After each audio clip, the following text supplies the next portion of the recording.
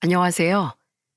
저는 악마의 소굴에서 극적으로 벗어나게 된 한 여성입니다. 사람은 마음속에 다 저마다의 악을 가지고 있다고 하더라고요. 근데 그 악에는 정도가 있고 정말 드러나야 하지 않은 악들이 있잖아요. 그리고 사람들은 저마다 그런 부분들이 있더라도 자신만의 올바른 방법으로 풀어내며 살아가는데 얼마 전 저는 사람이 이렇게까지 악할 수가 있구나 라는 걸 생생하게 경험할 수 있었습니다. 그리고 그 일들이 다 제 주변에서 일어난 일이라 더 끔찍하고 놀라웠는데요. 그럼 제가 어떻게 해서 이 악마의 소굴에서 나오게 되었는지 알려드릴게요. 제가 나온 악마의 소굴은 바로 시댁이에요. 물론 시댁이 처음부터 악마의 소굴이라는 걸 알고 들어간 건 아니었습니다.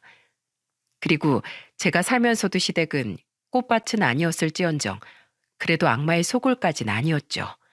왜냐하면 시모와 간간히 트러블은 있었을지언정 남편과의 결혼 생활은 그리 나쁘지가 않았습니다. 남편은 시청 공무원으로 일하고 있을 때 지인의 소개로 만났어요.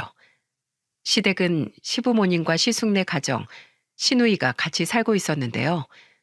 시댁은 사회적으로 좀 위치가 있고 경제적으로도 잘 사는 집안이었습니다.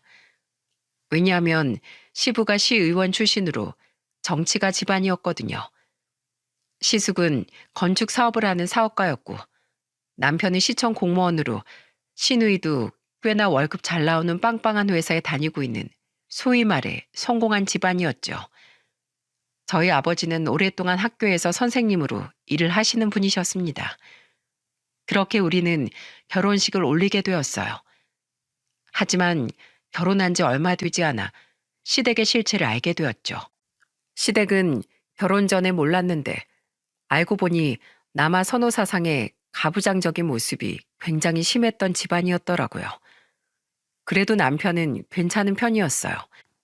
물론 남편도 그동안에 살아온 환경이라는 게 있는데 그런 모습이 안 보일 수는 없었습니다. 그래서 결혼 초반엔 남편도 가부장적인 모습을 몇 번 보였는데 제가 처음부터 엄청 싸워서 겨우 그 버릇을 고쳐놓을 수 있었어요. 그 중에 제일 황당했던 사건을 이야기해보자면 신혼 때 있었던 일이었습니다. 한참 둘 다 신혼여행지에서 다녀와 직장에 복귀해서는 밀린 일들을 하느라 야근을 오래 하던 시기였어요. 그래서 집에서 둘이 같이 밥을 먹을 수가 없었는데 결혼 후 처음으로 저녁에 여유가 생기면서 집에서 둘이 밥을 해 먹을 수 있게 되었죠. 그때 밥을 다 먹고 나서 뒷정리를 하는데 남편이 설거지나 뒷정리를 하는데 꼼짝도 안 하더라고요. 저 혼자 음식을 할 때까지만 해도 그냥 참았는데 뒷정리까지 안 하니까 서운하고 괘씸하다는 생각이 드는 게 아니겠어요? 그래서 음식물 쓰레기가 좀 나왔길래 그거라도 시켜야겠다 싶어서 남편에게 그걸 버리고 오라고 했더니 남편 반응이 진짜 황당했습니다. 여보, 이거 가서 얼른 버리고 와. 집에 두면 냄새 나니까. 에? 내가? 음식물 쓰레기를? 내가 왜? 뭐? 밥도 내가 하고 설거지도 내가 했는데 당신은 음식물 쓰레기 버리고 분리수거라도 해야 할 거 아니야. 에? 그걸 내가 왜 해? 그건 다 자기가 해야지. 무슨 말도 안 되는 소리를 하고 있어. 그걸 왜 내가 다 해야 돼? 그럼 온 집안일을 나 혼자 다 하라고? 당연하지. 우리 집은 여태까지 우리 엄마랑 내 여동생이 그거 다 했어. 그리고 형수가 시집 와선 그거 죄다 형수랑 내 여동생이 다 했는데 그 더러운 걸 내가 왜 해?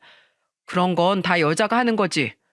자고로 남자는 주방엔 발도 들이는 거 아니라고 배웠다 나는. 얼토당토하는 소리에 참 어이가 없더라고요. 어디서 쓸데없는 걸 배워가지고 제 앞에서 써먹는 건지 진짜 어이가 없더군요. 그래서 저는 초장부터 버릇을 고쳐주기 위해 본때를 보여주었습니다. 그래, 당신이 못하겠다 이거지? 그럼 나도 안 해.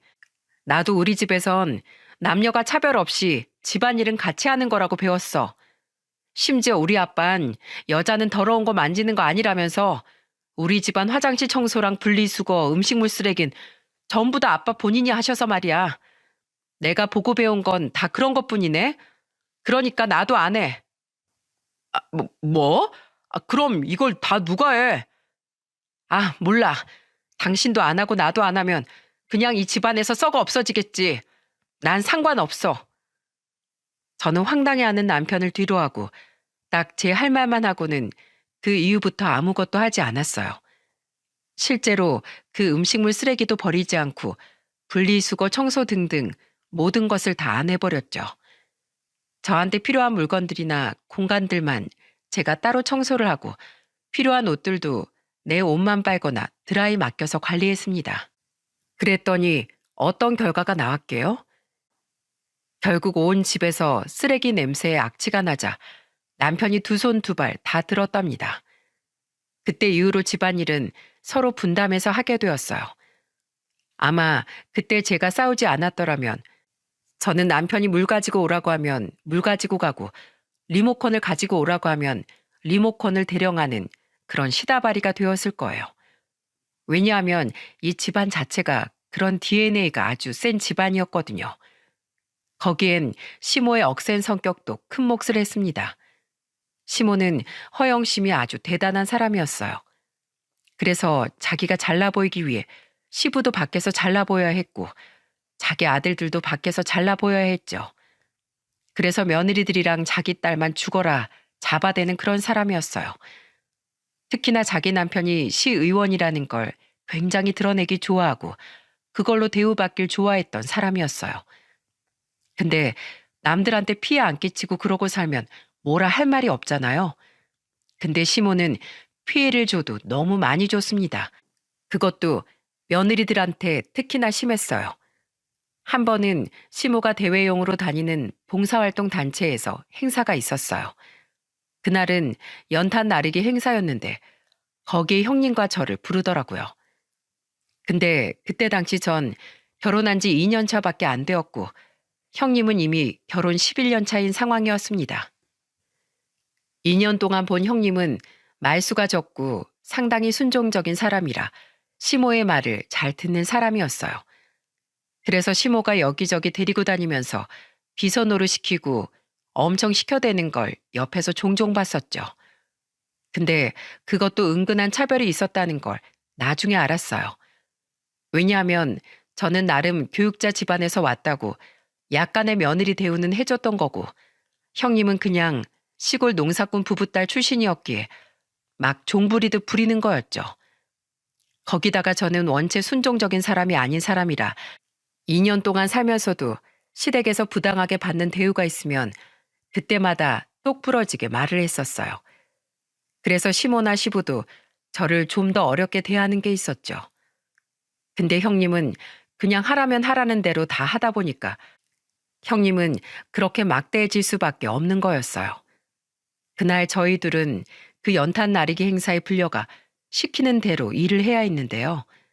근데 그것도 저는 자의적이 아닌 타의적으로 하는 게 마음에 안 들긴 했지만 어쨌든 그래도 좋은 일에 봉사하는 일이니 열심히 하고 있었습니다.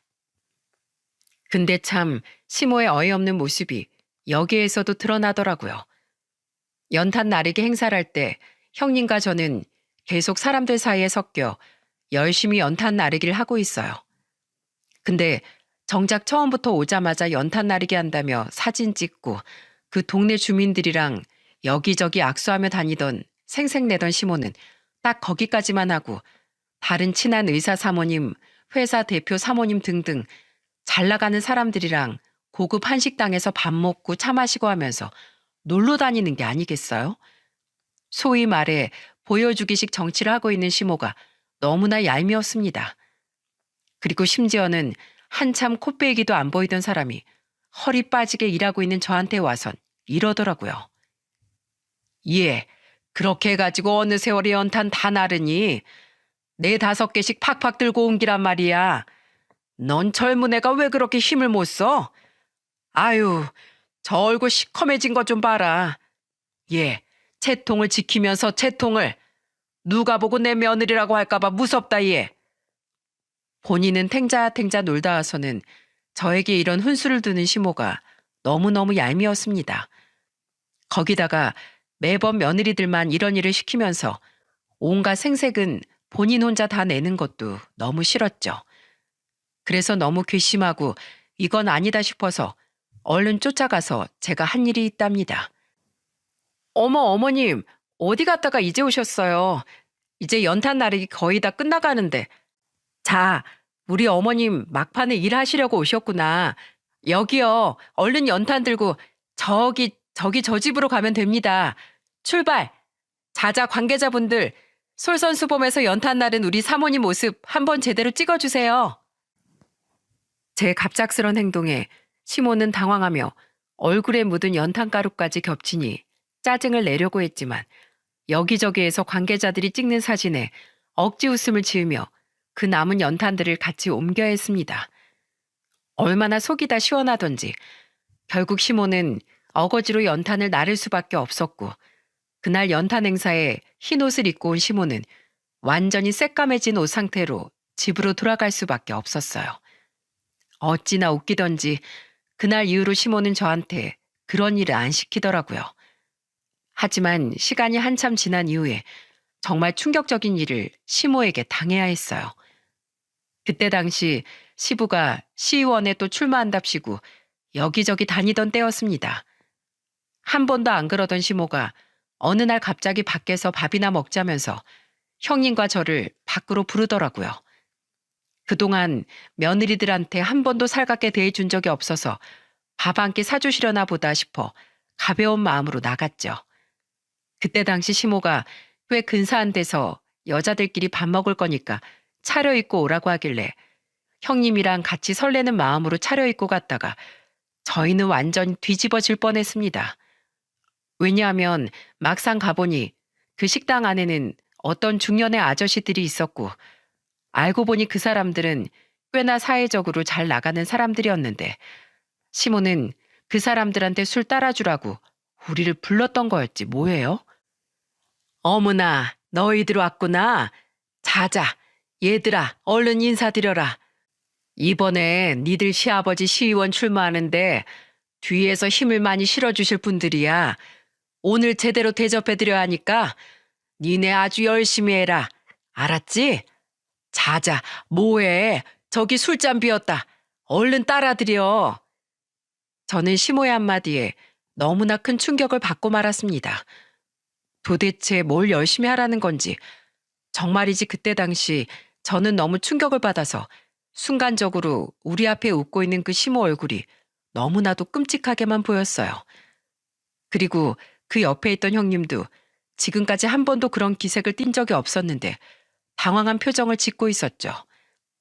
우리가 당황해서 우물쭈물하고 있는 사이 시모는 눈치를 주면서 막 우리에게 닥달을 하기 시작했습니다. 이해, 너네들 뭐해? 저기 술잔 비었다는데 뭘 멀뚱히 서서 있어? 닥달하는 시모를 보면서 전 어떻게 해야 하나 순간 고민을 하다가 이건 진짜 아닌 것 같아서 그 자리에서 폭탄짓을 해버렸어요. 어머님, 죄송한데요. 저는 못하겠는데요. 술잔이 비었으면 뭐요? 그게 눈에 보이면 어머님이 따라 드리세요. 왜 이딴 짓을 우리가 해야 하죠? 저분들은 손이 없으신가요? 아니면 술 따라 드릴 친구분들도 없으시대요? 왜 우리가 여기까지 와서 저분들 술을 따라 드려 하는 건지 모르겠네요. 죄송하지만 저는 못하겠어요. 그리고 다시 한 번만 이딴 짓 시키시면 저 가만 안 있습니다. 부끄러운 줄 아세요, 어머니. 그럼 전 이만 가보겠습니다. 저는 그 자리에서 그 사람들이 있든 말든 신경도 안 쓰고 화를 내고는 나와버렸어요. 근데 진짜 대단한 게 형님은 당황스러워하던 표정을 어느새 숨기고는 그 자리에 꿋꿋하게 있더라고요. 결국 그 일로 인해 저만 그때부터 시모의 미움을 사게 되었습니다. 하지만 거기에 저는 크게 개의치 않았어요. 왜냐하면 남편이 저의 편을 들어주었거든요. 이때까지만 해도 정상적이었던 남편은 제가 그 수모를 당한 걸 알고는 시모와 대판 싸워줬어요. 그건 절대로 있어서는 안 되는 일이었기 때문에 남편도 화를 내면서 너무했다고 시모를 나무라 주었죠. 어머니, 생각이 있으신 거예요? 없으신 거예요? 왜 며느리들을 그런 곳에 데리고 가서 그 엄한 짓을 하세요? 이 사람이 그냥 참아서 다행이지. 어머니는 안 같았으면 그거 신고당할 일이에요. 세상이 무슨 옛날 같은 줄 아시나. 어떻게 무서운 줄 모르고 그런 일을 벌이셨어요? 이건 나중에 드러나면 아버지한테도 안 좋아요. 다신 그러지 마세요. 2번 다신. 아휴, 알았어. 나도 뭐 알고 그랬겠니? 다 네 아버지 잘 되고 니네도 그 덕보라고 그런 거지. 예. 그래도 첫째는 아무 말 없이 내가 시키는 대로 잘만 하더라. 저것만 유별나게 저래. 저것만. 어머니, 제가 그렇게 설명을 해도 이게 당연한 반응이에요, 이게. 형수가 착하고 좋은 사람이니까 그걸 다 받아준 거지. 원래는 이 사람처럼 나오는 게 정상 반응이라고요. 제발 정신 좀 차리세요. 아유, 알았어. 내가 무식했다. 내가 무식했어. 에이, 진짜 서러워서 원. 시모는 남편에게 혼난 게 억울했는지 삐진 채로 안방에 들어가 버리시더군요. 남편도 화가 나서 그날 시댁에서 절 데리고 나와 잘했다고 이야기를 해주었어요. 그 얘기를 듣는데 우리 남편이 얼마나 든든했는지 모릅니다. 근데 남편과의 좋은 기억도 딱 거기까지만이었어요. 왜냐하면 남편도 점점 변해갔거든요. 저는 일반 직장을 다니다가 다육이에 관심이 가게 되었어요. 무엇보다 딸 둘을 낳고 나서는 아이들과 더 많은 시간을 함께 해주고 싶은데 직장을 다니니 그게 쉽지가 않더라고요. 근데 마침 제가 취미생활로 키우고 있던 다육이를 사러 자주 가는 비닐하우스가 있었는데 거기 사장님께서 다른 업종으로 바꾸기로 하셨다면서 다육이 비닐하우스를 인수할 생각이 있냐고 하시던 거 있죠? 그 당시에 제가 취미를 넘어서서 거의 부업처럼 다육이 가꾸는 걸 좋아했었기에 그 사장님께서 저를 눈여겨보시다가 이야기를 해주신 거였어요. 저는 정말로 진지하게 하고 싶은 마음이 있어서 남편에게 가서 말했습니다. 근데 남편 반응이 너무 서운했어요. 아니 여보, 그 풀떼기 팔아서 얼마나 돈이 된다고 일을 벌리려고 해. 나 저거 집에서 보는 것만 해도 지긋지긋한데 이젠 비닐하우스를 인수해서 사업까지 하겠다고? 아서 제발 자중해. 애나 잘 키울 생각하라고. 그리고 여자가 무슨 사업이야? 여자는 그냥 집안일이나 잘하면 되는 거지. 무슨 사업을 한다고 나대. 쓸데없는 소리 하지 말고 애들이나 잘 키워. 뭐? 당신 말을 왜 그렇게 해? 그리고 애는 나만 키우니? 애초에 당신한테 물어본 내가 잘못이다. 그냥 나 알아서 할게. 그따위로 시대착오적인 발상이 나고 있는 인간한테 물어본 내가 잘못이지. 나 참 답답하네 이 여자. 이 여자가 무슨 사업이냐? 애나 잘 키울 생각을 해야지. 하여튼 별나다 별나. 그래 해봐. 하고서 나중에 망하고 질질 짜지나 마라. 남편은 너무나도 서운하게 이야기를 했지만 제 마음은 확고했기에 다육이 비닐하우스를 인수하게 되었어요. 근데 정말로 실제로 그 뒤에 장사가 잘 됐고 남편은 초반에 애나 보라는 말이 어디로 갔는지 그 말이 쏙 들어가고 오히려 좋아하던 거 있죠? 근데 문제는 시모였어요. 시모도 처음에는 제가 직장을 그만두고 사업을 한다니까 남편처럼 막 저를 꼬아대던 말을 하던 사람이었어요. 얘야, 네가 무슨 사업이니? 꼴 같지도 않게 나대지 말고 그냥 월급 따박따박 주는 회사에서 너 써줄 때 딱 붙어 있을 생각이나 해. 너 이제 다 늙으면 받아줄 곳도 없어요. 왜 저렇게 애가 철이 없어? 라고 하던 사람이었죠. 근데 막상 제가 다육이 하우스를 열고 나서 사람들의 반응이 좋으니까 사람들한테 여전히 사모님 놀이하면서 제 다육이로 그렇게 생색을 내더라고요. 더 어이가 없는 건 주변 사람들한테 제 다육이를 다른 사람들한테 선물하려고 가지고 가면서 외상으로 쓰고는 돈을 주지도 않는다는 거였어요. 처음에는 그냥 심오니까 천천히 주시라고 하고 줬는데 그 돈이 나중에 무려 100만 원이 넘어가는데도 주지 않으니 그때부터는 저도 심각해지기 시작했습니다. 심지어는 우리 하우스에서 비싸고 좋은 귀한 다육이들까지 다 가지고 갔었기에 더는 봐줄 수가 없었죠. 그래서 그 돈을 달라고 했더니 적반하장으로 나오더라고요. 어머님, 이제 돈 주고서 가지고 가주세요. 지금까지 어머님 다 외상으로 가지고 가시고 주신 돈들 한 번도 없으시잖아요. 저 이거 다 남자고 하는 장사인데 어머니께 다 들어가게 생겼습니다. 그러니까 이젠 그만 공짜로 가지고 가시고 외상값 주시고 다른 다육이들도 돈 주고 가지고 가세요. 뭐라고? 야, 이 쪼잔한 거사. 너 이제야 본색을 나타내는구나. 그깟 이거 다육이 몇 푼이나 한다고 시애미한테 따박따박 말대꾸를 해. 야, 됐다 됐어. 나도 더럽고 치사해서 니네 다육이 안 가지고 가. 무슨 다육이가 여기만 있는 것도 아니고. 흥, 그 돈은 나중에 주마. 내가 주고 싶을 때. 시모는 정말 어이없게 반응이 돌아왔어요. 근데 여기에서 제가 대응하면 똑같은 인간이 될까봐 그냥 더러워서 피해버렸습니다. 제가 그 100만 원을 포기하고 그냥 깔끔하게 시모하고는 거래를 안 하기로 마음을 먹었죠. 그래서 그 다음부터는 다육이를 달라고 해도 진짜로 안 줬어요. 시모는 서운하다며 엄청나게 삐져서는 또 저를 막 갈고댔지만 신경도 안 썼습니다. 근데 그러다가 시모 코를 아주 납작하게 해줄 수 있게 된 계기가 있었답니다. 당시 시모가 좀 쩔쩔매는 꽤나 권위 있는 사모님이 있었는데 그 사모님이 우리 집 다육이를 너무 좋아했었어요. 그래서 시모가 없을 때도 우리 집에 자주 오는 단골 손님 중에 한 명이었죠. 근데 그날은 시모와 둘이 왔는데 그날따라 아주 희귀한 걸 제가 또 엄청 예쁘게 갖고 놓은 게 있었는데 그걸 그 사모님이 비닐하우스 구경 왔다가 탐을 내시더라고요. 이분도 치맛바람이나 허영심이 굉장하신 분이라 그 다육이를 보자마자 그걸 시모한테 사달라는 눈치를 주던 거 있죠. 그 눈치를 뻔히 한 시모가 또 저한테 이러더라고요. 예, 이거 우리 박 사모님 좀 드리자. 내가 비용은 나중에 줄 테니까 사모님 오늘 가실 때 집에 가지고 가시게 얼른 포장 좀 예쁘게 해놔라. 저는 이 말을 듣자마자 옳다쿠나 했습니다. 여기에서 바로 저의 복수를 시작했죠. 어머님, 저도 드리고 싶은데 어머님은 외상이 너무 많으셔서요. 제가 그래도 사업이랍시고 하는 장사인데 장사라면 남는 게 있어야 하잖아요. 근데 어머니께 팔면 남는 게 없어요, 제가. 그래서 죄송하지만 못 드리겠습니다. 뭐야? 아니, 내가 준다고 했잖아, 돈. 나중에 준다고.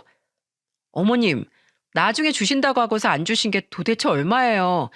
자그마치 100만 원이 넘어요. 어머, 박 사모님 들으시는데 민망하시겠다. 죄송해요. 제가 안 보이시는 데서 말씀드려 했는데. 근데 박 사모님 앞에서 나온 얘기라 제가 뭐 또 따로 가서 말씀드리기도 애매했네요. 어쨌든 박 사모님 드리고 싶은 이 다육이가 상당히 귀한 거라 값이 좀 나가거든요. 근데 어머님은 외상으로 달아놓고서 주시질 않으니 제가 이번에도 그냥은 못 드리겠어서요. 지금까지 밀린 외상값들 다 주시고 이 다육이도 바로 결제하신 뒤에 주시지 않으면 드릴 수 없을 것 같습니다.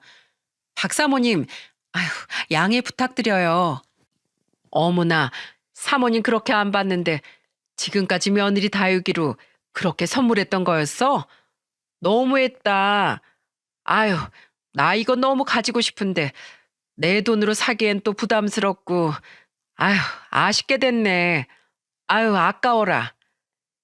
제가 이렇게 노골적으로 말을 하니 박 사모님은 거기에서 저희 시모 들으라는 식으로 또 꼬아댔는데 그제서야 시모 얼굴이 울그락불그락해지더라고요. 그러면서 그제서야 시모는 결국 그 밀린 외상값들을 다 물어주고 제값 주고서 그 희귀한 다육이를 가지고 갈 수 있었죠. 그렇게 해서 저는 시모에게 당했던 것들을 복수하면서 아주 코를 납작하게 해줄 수 있었답니다. 그 다음부터는 시모는 다육이 가지고 갈 일이 있으면 꼭 결제를 하고 가지고 갔어요. 그렇게 시모와의 기싸움에서도 나름 이겨내면서 결혼 생활을 꿋꿋이 잘 하고 있었습니다. 근데 생각지도 못한 상황에서 저는 시모와 남편에게 아주 실망한 사건을 가지게 되었어요. 특히나 남편에게 너무나 큰 실망을 해버리고 말았죠. 당시 사립고에서 일하던 아버지가 정년이 되셔서 교직 생활에서 퇴직을 하시게 되었어요. 일도 너무 잘하시고 평판도 좋은 분이라 끝까지 꽤나 업무가 중요한 부장까지 하시다가 퇴임을 하시게 되었죠. 근데 제 아버지가 더 훌륭하신 게 그 뒤로 퇴직금 전 재산을 불우한 이웃들에게 도왔다는 거였어요. 근데 그게 알고 보니 모두 다 사기였던 거였어요. 저희 친정아버지는 후원 단체를 통해서 수술이 필요한 아이들에게 수술비를 후원하셨는데 그 후원 단체가 사기꾼 집단이었던 거죠. 그래서 결국 퇴직금으로 받은 돈을 다 날리고는 경비 일을 하게 되셨어요. 근데 그때 그 사실을 남편과 시모가 알고는 이렇게 말을 하던 거 있죠? 우리 집 격 떨어지게 사돈은 왜 그딴 일 하신다니? 경비원이 뭐야 경비원이. 예, 그딴 일 하실 거면 그냥 집안에 가만히 계시라고 해라. 아니면 네가 돈도 잘 버는데 네가 니네 친정에다가 돈 들여다 주면 될 거 아니야. 아이, 어머니 무슨 소리예요. 그 돈을 왜 다 처가해줘요. 우리 재산인데. 여보, 근데 그래도 어머니 말대로 장인어른 경비원 일은 진짜 못하시게 말려. 아, 그게 뭐야. 우리 집 교육자 집안이랑 사돈 맺었다고 우리 아버지 평판이 얼마나 좋아졌었는데. 아, 장인어른 왜 쓸데없이 그 돈을 다 후원을 해서는. 이래서 사람은 자기 분수 다 자기가 알아서 챙겨하는 법인데. 아, 이제 어쩔 거야. 진짜 둘 다 말을 어떻게 그렇게 하세요. 어머님, 저희 아버지 평생을 성실하게 교직 생활 하시다가 그 퇴직금도 어떻게 하면 더 값진 데 써볼까 고민하시다가 그렇게 되신 거예요. 그래서 전 우리 아버지가 더 자랑스럽다고요. 근데 어떻게 함부로 말씀을 하세요? 경비원이 뭐요? 뭐 어때서요? 어머님처럼 며느리들 이용하는 그 성품보단 훨씬 더 자랑스러운데요? 그리고 당신 그따위로 말하는 거 아니야. 우리 아버지가 당신한테 얼마나 잘했니? 집에 귀한 술 담궈 놓으면 무조건 당신이랑 같이 먹어야 한다고 남겨놓으시고 귀한 사이라고 얼마나 예뻐하셨는데 어떻게 그런 배은망덕한 말을 해? 진짜 해도 해도 너무하네. 시모의 말도 기가 막혔지만 여기에서 시모의 편을 드는 남편을 보면서 더 기가 찼습니다. 그래서 기분 나빠서 할 말을 다 쏟아내버리고는 친정집으로 딸 2명을 데리고 들어가 버렸어요. 지금까진 그래도 남편이 선은 넘지 않았었기에 참고 넘어갈 수 있었는데 이제는 시모 편에 서서 저희 친정아버지 욕을 하니까 제가 참을 수가 없겠더라고요. 무엇보다 제 친정아버지를 존중하지 않는 태도에서 너무나 화가 나 그대로 애들 2을 데리고 집을 나와버린 거였죠. 그때 그리고 저는 남편과 이혼까지 할 생각이 들어 이혼 얘기를 꺼냈습니다. 저에 대한 배려도 그렇고 우리 친정에 대한 배려심도 다 사라진 남편과는 같이 살고 싶지가 않았거든요. 근데 그때 당시 남편이 미안하다면서 의외로 저한테 매달리더라고요. 물론 그것도 지금 생각해보면 당시에는 돈을 생각해서 그랬던 것 같아요. 하지만 얼마 못 가 저는 남편과 완전히 이혼하게 되는 계기를 맞이하게 되었습니다. 남편과 그 뒤로 화해는 했지만 제가 남편에게 너무 많은 실망을 해서 그런지 우리 둘 사이는 점점 멀어지고 있었어요. 그리고 그때 저에게 생각지도 못한 일이 발생하게 되었죠. 동시에 아주 놀라운 상황을 마주하게 되었는데요. 그동안 그 험한 꼴을 다 당하면서도 꿋꿋하게 잘 사는 것 같았던 형님이 20년 만에 이혼을 한다는 소식을 전해왔기 때문이었어요. 저는 항상 시댁에 반항하는 사람이었고 형님은 늘 고분고분하게 따르는 사람이었기에 저희들은 가깝게 지내지 않은 상황인지라 무슨 이유로 이혼을 하게 된 건지 따로 물어보지 못했어요. 그냥 그나마 친하게 지냈던 시누이에게 형님이 이혼한다는 소식만 전해 듣고 있었죠. 근데 그때 저에게 생각지도 못한 일이 찾아온 거였어요. 그건 바로 형님이었습니다. 이혼하고 깔끔하게 시댁과 인연을 끊었을 거라고 생각한 형님에게서 갑작스럽게 저에게 전화가 온 일이었죠. 무슨 일인가 싶어 얼른 궁금한 마음으로 받은 저는 그 뒤로 놀라 자빠질 뻔했습니다. 동서, 통화 괜찮아? 내가 너무 갑작스럽게 전화했지? 아니에요, 형님. 소식 들었어요. 어떻게 되신 건지 연락을 먼저 드렸어야 했는데 따로 연락은 못 드렸어요. 죄송해요. 잘 지내시는 거죠? 어, 난 잘 지내, 동서. 나 긴 말 안 할게. 동서도 내 꼴 나기 싫으면 당장 이혼해. 형님이 갑자기 저에게 전화를 한 것도 당황스러웠는데 다짜고짜 자기 꼴 나고 싶지 않으면 당장 이혼하라는 거 있죠? 이때부터 저에게는 충격과 멘붕의 시작이었습니다. 네? 갑자기 무슨 말씀이세요, 형님? 동서가 꼭 알아야 할 게 있어. 시댁에서 동서를 얼마나 씹어대는지 알아? 그리고 그 자리에 서방님도 같이 있었어. 다른 건 다 몰라도 이것만은 동서가 꼭 알아야 돼. 저는 형님의 말에 너무나 큰 충격을 받았어요. 내 편이어도 부족할 인간이 내 편이 아닌 사람들 쪽에 서서 날 씹어대고 있었다는 소리를 듣는데 어느 누가 무덤덤할 수 있을까요? 저는 형님의 말이 아니길 바랬습니다. 그래서 물어봤어요. 형님, 무슨 말도 안 되는 소리예요. 제 남편이 절 씹어대다뇨. 정신 똑바로 차리고 들어. 이제 완전히 떠나버린 마당에 동서한테 처음이자 마지막으로 도움 주고 싶어서 하는 말이니까. 동서가 혹시라도 내 말 안 믿을까봐 녹음본까지 다 준비했어. 이거 보내줄 테니까 듣고 판단해. 동서가 잘 판단해서 이혼을 하든 계속 같이 살든 그건 동서가 알아서 해. 그리고 여기에서 해줄 얘기 끝 아니야. 더 남아있어. 내가 보내준 녹음 파일 듣고 내 말 더 듣고 싶은 생각이 있으면 바로 전화해. 그리고 꼭 전화하는 게 좋을 거야. 여기까지 말하는 형님의 말을 들으니 저는 형님의 말을 안 믿을 수가 없었어요. 그리고 여기에서 할 말이 더 있다는 형님의 말에 무슨 이야기인가 궁금해서 일단 음성 파일 먼저 들어보기로 했죠.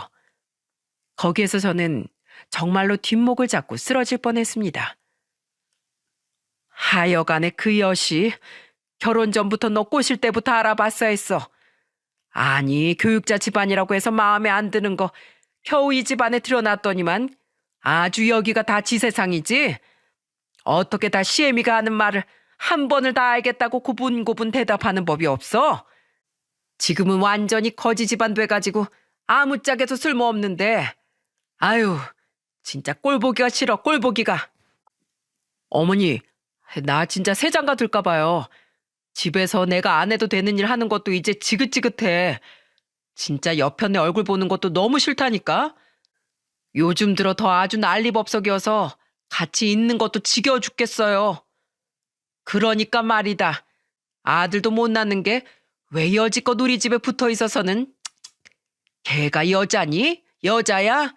아들도 못 낳는 게 무슨 여자라고 할 수 있어. 야, 너 당장 이혼할 수 있으면 이혼해라. 해. 아휴, 아니지. 아직은 좀 쓸만한 게 있으니까 조금만 더 참아라 아들. 그 여시한테 돈 받아내면 바로 이혼시켜 줄게. 저는 이 대화 내용을 들으면서 정말이지 순간 혈압이 올라 뒷골이 쫙 땡기는 듯한 느낌을 받아야 했어요. 시모는 원래부터 무식한 인간이었다고 치지만 제 남편까지도 그럴 줄은 몰랐습니다. 게다가 돈을 뜯어내고 이혼시키겠다는 말이 제 뒤통수를 강타하는 듯 했어요. 저는 형님이 말한 더해줄 말이 있다는 게 바로 이것과 관련된 말이겠구나 싶어 얼른 다시 전화를 걸었어요. 그리고 역시나 거기에서 절 기다리고 있던 건 거의 폭탄급의 충격적인 이야기였습니다. 형님, 보내주신 거 잘 들어봤어요. 사실이네요. 형님이 말한 게 모두 다 사실이었어요. 감사해요, 형님. 근데 제가 여기에서 더 알아야 하는 게 뭐예요? 빨리 말씀해 주세요. 지금부터 내 말 똑똑히 잘 들어. 그래야 동서 인생 구제할 수 있어. 내가 왜 그 집안이랑 이혼했는지 알아? 내가 속물처럼 들리겠지만 나 그 집안에서 악착같이 버틴 거 다 돈 때문이었어. 우리 부모님 평생 농사 지으면서 고생하면서 사셨으니까 돈 많은 남편 덕 보면서 우리 부모님 조금이나마 더 편하게 살 수 있게 해드릴 수 있지 않을까 해서. 근데 아니야. 그 인간들 완전히 악마들이야. 지금 시부 그 인간 재출마 준비한다고 이것저것 또 막 준비하고 있잖아. 거기에 들어갈 비용으로 글쎄 우리 부모님 농사 짓는 밭을 넘보더라고. 자기네들 뒷돈 필요하니까 우리 부모님 밭 일부 팔아서 돈 가지고 오라더라. 내가 나한테까지 어떻게 하는 건 참겠는데 우리 부모님까지 건드는데 내가 무슨 수로 참겠어. 그래서 바로 이혼한 거야. 근데 동서, 나 이렇게 이혼하고 끝 아니야. 뭐라고요? 아니, 진짜 그 사람들 인간 맞대요? 어떻게 형님네 밭을 팔으라 말라 그럴 수가 있어요? 자기네들이 그동안 형님한테 어떻게 했는데 진짜 이제 하다 못해. 기가 막혀서 진짜. 저는 형님이 하는 소리에 제가 다 감정이 이입돼서 화가 났습니다. 그래서 막 화를 냈어요. 하지만 그 뒤에 저는 더 큰 분노를 느껴야 했습니다. 동서, 지금 내일에 흥분할 때가 아니야. 내가 이렇게 나와버리고 그 다음 타자가 누군지 알아? 바로 동서야, 동서라고. 나 이혼하기 전에 들었어. 그 인간들이 그러더라. 나한테 대놓고 그랬어. 내가 돈 못 대주면 동서 비닐하우스 건들면 된대. 서방님이랑 같이 얘기하더라고. 지금 동서 사업하는 그 다육이 사업 가지고 사업자 대출 받고 지금 살고 있는 그 집 담보로 해서 대출까지 다 끌어모을 거라고. 돈 나올 구멍은 어디든지 있다면서 나 같은 건 아무 필요 없다고 나가버리라고 한 거야. 그래서 나도 당당하게 이혼하고 나와버린 거고. 그러니까 동서, 정신 똑바로 차려. 절대 당하지 마. 그 인간들한테 돈 절대로 주지 말라고. 나 이 말 해주려고 전화한 거야. 동서, 절대로 그 인간들한테 당하면 안 돼. 알았지? 저는 형님의 말이 끝난과 동시에 머리에서 느껴지는 현기증에 쓰러질 뻔했네요. 하지만 정신을 바짝 차려야 했습니다. 이 악마의 소굴에서 저와 제 두 딸들을 건져내야만 했거든요. 너무나 큰 충격을 받은 저는 일단 사실 확인부터 하기 위해 남편에게 갔습니다. 근데 남편 반응이 어땠는 줄 아세요? 진짜 기가 막히고 코가 막히는 반응이었죠. 당신 시댁에서 내 뒷담하고 다녔어? 모르는 척 발뺌할 생각하지 마. 나 다 알고 말하는 거니까. 나 아들 못 낳는다고 세장가 든다고 하고 내 사업장이랑 이 집 담보로 해서 대출 받아 쓰려고 했니? 그것도 아버님 제출마에 필요한 뒷돈 구하려고? 진짜 당신이 사람이야? 어떻게 그런 생각을 할 수가 있어? 양심 있으면 어디 말 좀 해봐. 아니, 내가 뭐 틀린 말 했어? 당신 아들 못 낳는 거 맞잖아. 우리 집안이 아들이 얼마나 귀한 집안인데. 당신은 그 아들 못 낳는 것부터가 애초에 우리 집에 붙어 있을 수 없는 사람이었어. 근데 내가 그동안의 의리와 내 두 딸들을 생각해서 그냥 붙어 있게 해줬던 거야.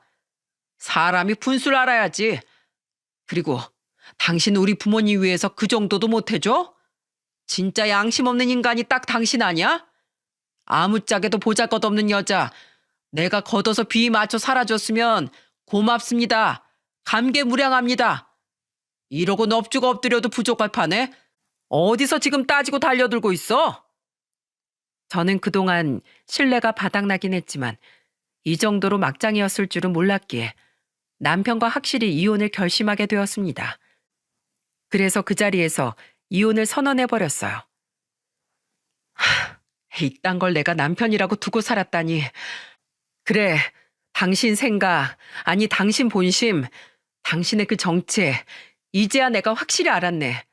이혼해 우리. 나 당신하고 더는 같이 살 이유가 없어. 나를 그따위로 생각하는 인간하고는 더는 못 산다고.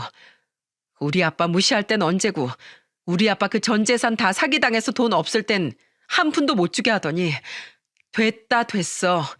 너같이 이기적인 인간하고 나 더는 같이 살 생각 없어. 그래 아주 잘 생각했네. 나도 너랑은 같이 살 생각 없다. 어차피 너네 집 거지 집안이고 네가 그 돈 안 대주면 너랑 같이 살 이유가 없어. 네가 뭐가 볼 게 있냐? 아들을 낳기로 했어. 아니면 그 잡초보다 못한 풀떼기 팔면서 우리 집안에 도움이 돼보기로 했어. 야야, 밖에 나가면 너보다 능력 있고 잘난 사람들 수두룩 빽빽해. 헤어지자 헤어져. 나도 너 같은 거 필요 없다 이제. 남편의 대답에 저는 너무나 기가 차고 화가 났습니다. 너무 억울했어요. 그래서 더 고민할 필요도 없이 바로 이혼을 하기로 결심했습니다. 하지만 큰 소리 뻥뻥 치며 이혼하자고 한 사람이 그 뒤로 이혼 못하겠다고 갑자기 돌변하더군요. 두 가지 이유였습니다. 첫 번째는 저한테 양육비를 댈 수 없다는 게 이유였고, 두 번째는 자기 명성에 금이 간다면서 그냥 없는 사람처럼 살자고 하더군요. 이혼은 안 된다면서 말이죠. 기가 찼습니다. 그래서 어떻게든 이 양육권 싸움에서 저는 이겨야 해서 변호사를 선임해 이혼 소송을 할 수밖에 없었습니다. 쉽지 않은 싸움이었어요. 너무 지치더군요.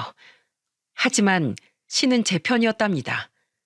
점점 시간이 지나면서 지쳐갈 때쯤 이 양육권 문제가 한 방에 해결되는 사건이 벌어지게 되었거든요. 남편과 제가 양육권 문제로 이혼 소송이 길어지고 있을 때 시부도 시의원 재출마를 하기 위해 열심히 밑작업 중이었어요. 근데 그때 하필이면 일이 팍 하고 터져버린 거였죠. 저도 이 집안에서 살면서 그동안 전혀 몰랐던 일이었는데요. 이 집안은 그냥 정치인 집안이 아니라 말로만 듣던 썩은 물이 고이다 못해 악취가 펄펄 풍기는 아주 악덕 정치인 집안이었더군요. 제가 결혼을 하기 전부터 시숙은 이미 지역에서 중소형 규모의 건설업체를 운영하고 있었는데 이걸 시부가 시의원으로 있으면서 엄청 많이 밀어준 듯 했습니다. 근데 그걸 당시 시의원에 같이 출마하는 다른 후보가 시부의 비리를 어떻게 알았는지 완전히 탈탈 털어버린 거였죠. 그것 때문에 온갖 비리가 다 들통이 나서 결국에 시부는 6개월의 실형을 선고받게 되었어요. 시숙 또한 실형 1년을 받으면서 그 꼴싸납던 부자지간은 콩밥을 먹는 처지가 돼버렸습니다. 물론 지역에 온갖 소문이 나기 시작하면서 사업체는 폭삭 망하게 되었고요. 근데 저한테 중요한 건 그게 아니었습니다. 시부가 뭐 시의원에 출마를 하든 못하든 거기에서 또 시의원이 되든 안 되든 그건 저에게 어떠한 영향도 주지 못했죠. 근데 그 뒤로 저에게 아주 큰 영향을 준 건 바로 남편의 사건이었습니다. 시댁 입장에서는 엎친 데 덮친 격이라고 시부가 그렇게 비리에 걸려 징역살이를 한 후 시간이 조금 흐른 뒤 남편에게도 상상 못할 지옥을 맛보게 됐습니다. 바로 남편의 비리가 이번엔 터져버렸던 겁니다.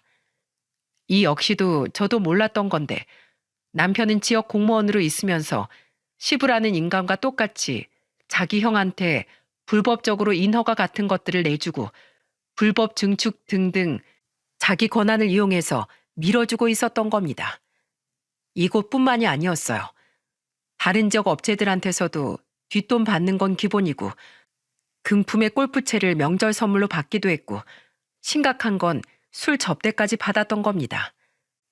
이 사실은 남편 밑에서 일하는 남직원이 내부 고발을 해서 드러나게 됐다고 했어요. 그 직원은 남편한테 손찌검은 기본이고 무시와 핍박을 받으면서 공무원 생활을 그만할 각오로 내부 고발을 했다고 했습니다. 그 직원이 증거로 내민 동영상에는 그대로 남편의 실체, 비리 등이 고스란히 찍혀 있었고 술 접대받는 영상에는 아주 지저분하기 짝이 없었다고 하더군요. 그로 인해서 남편 또한 징역 1년 5개월형을 선고받게 되었고 당연히 공무원법 위반으로 파면되었고요. 남편이 징역을 받으면서 자연스럽게 양육권은 저에게로 넘어오게 되었습니다. 제 입장에서는 아주 대환영할 만한 사건이었어요. 시모는 본인 남편 아들들이 싸그리 콩밥을 먹으니까 그제서야 저에게 미안하다고 하더군요. 여러분들도 생각하시겠지만 가족들 3명 전부가 교도소에 들어가기란 쉽지 않잖아요. 자신들의 힘을 이용해서 나랏밥 처먹으면서 비리를 저지른 인간들은 대한민국 법원이 가만둘 리 있겠습니까? 한 번은 시모가 제가 다육이 하우스에서 일을 하고 있는데 찾아와서 이러는 거 있죠? 예, 우리가 너한테 서운하게 했던 거 이제 그만 다 잊고 우리 새 출발하는 마음으로 다시 새 가족이 되어보자. 예, 가족이라는 게 뭐니? 이렇게 어려울 때일수록 함께하라고 가족 아니겠니? 응? 그러니까 우리 아들이랑 다시 합쳐라. 얘 징역살이 하는 거 시간 금방 가. 그러니까 우리 아들이랑 내 남편 나오는 동안 나랑 같이 살면서 고부지간에 정 좀 다져보자. 어? 내 아들도 지금 널 간절하게 기다리고 있어. 너한테 얼마나 미안해하는지 모른다. 우리 같이 면회 가자. 내 아들이 널 기다리고 있어. 네가 오면 정말 좋아할 거야. 아줌마, 죄송한데 여기가 어디라고 오세요? 난 이제 당신들하고는 상종도 하고 싶지 않은 사람이에요. 그리고 그렇게 양심 없이 남 괴롭히면서 그렇게 부정하게 살아온 인간들하고 내가 왜 가족을 해야 합니까?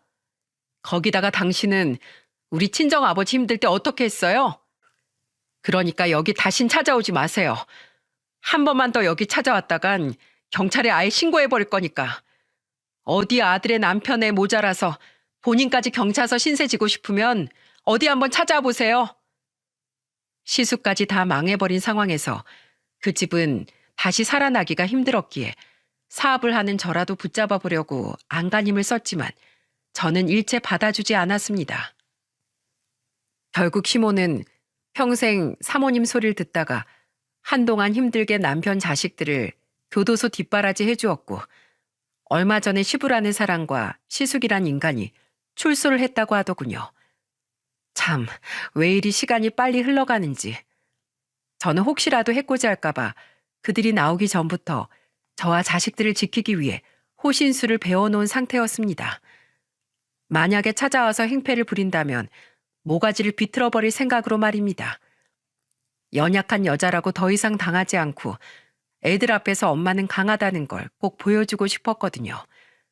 다행히도 그들은 우리를 더 이상 찾아오지 않더군요. 부디 할아버지, 할머니, 큰아빠로서 더 이상 쓰레기처럼 살지 말고 정직하게 살길 바랄 뿐이에요. 시댁을 싫어했던 시누이도 시댁을 경멸하면서 그 집과 아예 인연을 끊어버렸습니다. 시누이는 그 남아 선호 사상이 너무 큰 그 집안에서 온갖 고초를 다 겪으면서 살았기 때문에 애초부터 지긋지긋해했던 그 집안과 인연을 끊어 속 시원하다고 제게 한번 연락이 왔더군요. 지금은 저랑 친한 여동생이 되어서 자주 연락하면서 서로 왕래하면서 지내고 있는 중이랍니다. 그리고 전 딸 둘과 잘 살면서 다육이 사업까지 점점 확장하고 넓히면서 셋이 아주 잘 살아가고 있는 중이에요. 게다가 전에는 조금밖에 도와드릴 수 없었던 친정 부모님 재정도 용돈 넉넉히 넣어들여가면서 지낼 수 있게 되었답니다. 여러분, 인과응보라는 사자성어 들어보셨죠? 우리는 언제나 인과응보의 삶을 살게 되는 것 같아요. 그 시댁은 너무나 악한 것들을 뿌려놓았기에 그 악한 것들을 죄다 자기들의 열매로 받아들일 수밖에 없었죠. 저는 그 한가문이 몰락하는 걸 보면서 진짜 내 인생 잘 살아야겠구나 라는 생각이 들었답니다. 무엇보다 꿋꿋하게 잘 참고 살았던 형님은 지금 이혼하고 나서 정말 좋은 남자를 다시 만나게 되셨더라고요. 그분도 이혼을 하신 분인데 형님처럼 성품이 점잖으신 분 같았어요. 근데 그 시숙과는 달리 형님한테 또 얼마나 잘하는지 얼마 전에 한번 오랜만에 본 형님 얼굴에 꽃이 활짝 피었더라고요.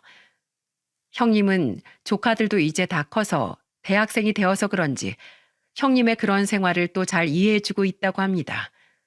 그래서 저도 형님이 행복하기를 마음으로 응원하고 있는 중이고요. 저는 당분간은 우리 딸 둘만 바라보면서 그렇게 살 것 같아요. 그리고 내 자식들을 위해서라도 열심히 정직하게 그리고 착실하게 살 예정입니다. 부모는 자식의 거울이니까요. 그리고 마지막으로 우리 국민들을 위해서 열심히 일꾼이 되어주시는 좋은 정치인분들, 공무원분들 많습니다. 전 시댁 식구들처럼 사회에서 영원히 박멸해야 하는 인간들도 있겠지만 거의 대부분은 뒤에서 열심히 국민들을 위해 일해주시는 좋은 분들이 많다는 걸 꼭 알아주셨으면 좋겠습니다. 저는 이걸로 사연을 마치도록 하겠습니다.